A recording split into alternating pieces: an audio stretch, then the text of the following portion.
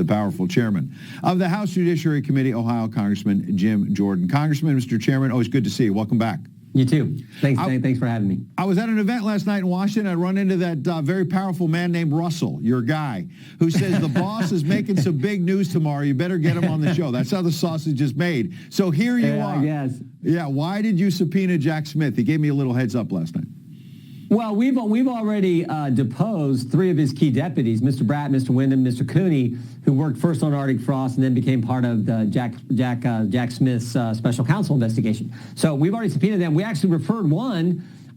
We referred Mr. Wyndham to the Justice Department. We don't do that often, but we did it because he was trying to obstruct our investigation, wouldn't answer questions, asserted all kinds of privileges that weren't appropriate. I mean, you can assert privileges. We have a Constitution, but what he was doing just was obstruction. So we referred him to the Justice Department, and then we learn it seems like Jack Smith is surveilling half the Republican members of Congress, and a whole bunch of other Americans.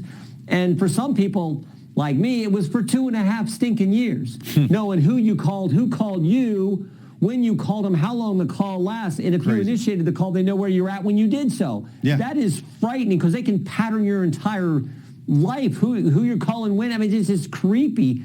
That's what these guys did, not to mention all the other things they did to President Trump in the course of these investigations. Absolutely. So we're bringing him in. We're bringing him in to ask questions. Yeah, and here's the subpoena. We'll put it up on the screen. What do you think is the benefit of actually dragging him in and getting him under oath?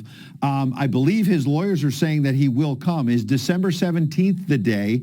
And what are some of your most important questions to get him on the record? We usually don't reveal the questions we're going to ask, particularly when it's a deposition or coming in. But the advantage of a deposition before you do anything in a public setting is that you get so much more time. You can have them there all day long. You get a full hour where some of our key counsel, some of our key lawyers on our staff have a full hour to ask him questions. Then it goes to the Democrat side. Then it's back to our side. And you can go back and forth all day long versus when you're in a committee, it's 5 minutes per member. Now, we may, in fact, go to a committee at some point, but we think it's important to start here, and we continue to get information, documents from the Justice Department, from the FBI, from the archives, from everywhere. We're bringing this information in and getting it as a way to prepare for the deposition that's slated to take place on the 17th of December.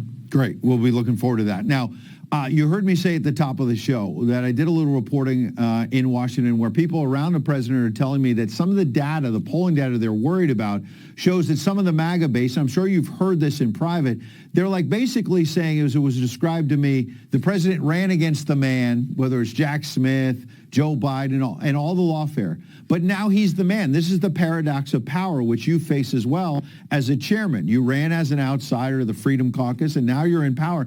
And your base is saying, sir, where's the arrests? Where's the accountability? Are you afraid some patriots out there will stay home in the midterms if you do this deposition and it doesn't get anywhere?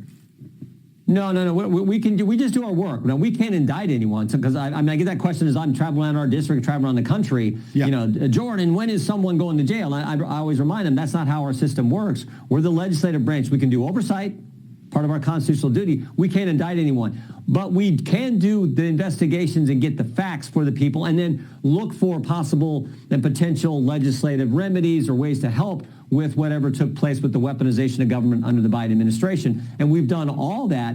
And then where appropriate, we can refer people for prosecution. So we did that with Mr. Wyndham, as I said earlier. Yeah. But we've also done it for John Brennan, because John Brennan definitely lied to us when we deposed him last Congress, and we got information from Tulsi Gabbard that showed he lied to us when we deposed him just 2 years ago. So we referred him, and again, as I said, we don't do that often. It's got to be warranted. The facts have to be there, and so we've done it for both of those individuals, Mr. Brennan and Mr. Wyndham. Yeah, and we want to see accountability. I know you're trying to get it. Now, moving on to Biden and more of his weaponization, President Trump now pardoning a Democrat, which you don't see a lot. Your colleague Henry Cuellar and his wife, they were indicted. They're about to face a trial. Now the president's pardoning them.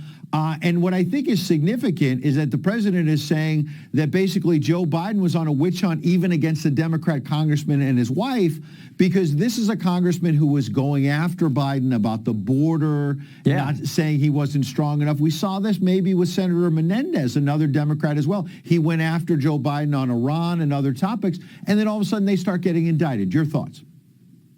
Well, I mean, I don't know if that was the situation, but you have to wonder with this group when you see everything else they did. I mean, I point to the fact that all these members of Congress they were getting the phone logs on, as we talked about.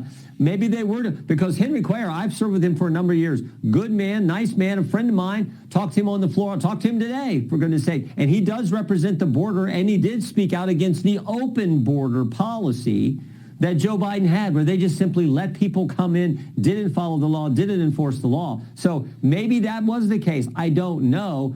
What I do know is the pardon power is an exclusive power our Constitution gives to the president, and he can exercise it how he wants to, and he chose to do it today for our colleague, Mr. Cuellar. There you go. Last thing then on the accountability question. I find it interesting. You and others, James Comer, have been pushing for accountability on Biden's auto pen, and now the president's declaring that he believes everything used by the auto pen, according to the commander-in-chief, is now null and void, whether it's a proclamation or a pardon. Final question. Is that going to stick? Is this just something on Truth Social, or is it really going to be undone, some of the pardons of Fauci or others? I don't know. That's a short answer, but I do believe that probably short of a whistleblower coming forward and saying, yeah, there were times when the auto pen was used where Joe Biden did not in any way give approval for that. There was no process, because the former president has stated that, well, we had a process.